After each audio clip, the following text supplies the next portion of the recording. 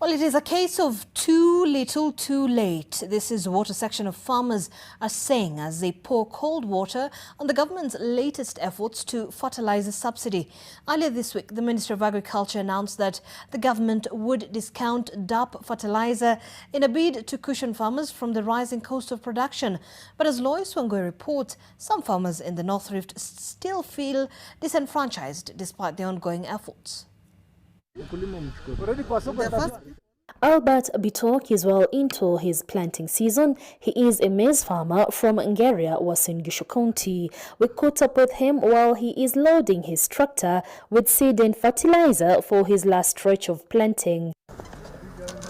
He has since received news of the government's reduced pricing of DAP fertilizer from 3,500 Kenyan shillings per 90 kilogram bag to 3,100 Kenyan shillings, but he says the government is time barred. Ningesema ya kuwa ni too little too late, kwa sababu utapata wengine wetu tuliweza kununua mbolea, na hiyo ilikuwa wakati wa kutoka Disemba hadi mwezi wa kwanza hapo hivi. Tayari tulikuwa tumeshanunua mbolea kupanda, sasa ndio tunamalizia shamba ya mwisho. Stephen Kipruto shares similar sentiments. He purchased his fertilizer way before the government's address. His maize crop is already on ground awaiting the rains.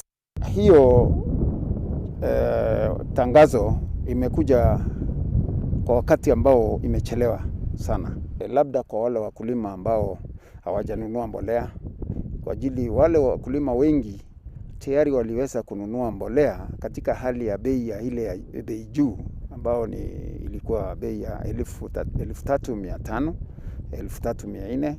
The government's time-barred announcement signaling a government that is seemingly out of touch with the farmers' needs. Experts are also questioning why the government would encourage the use of DAP fertilizer by discounting it, yet studies have shown that its high acidity nature causes low yields.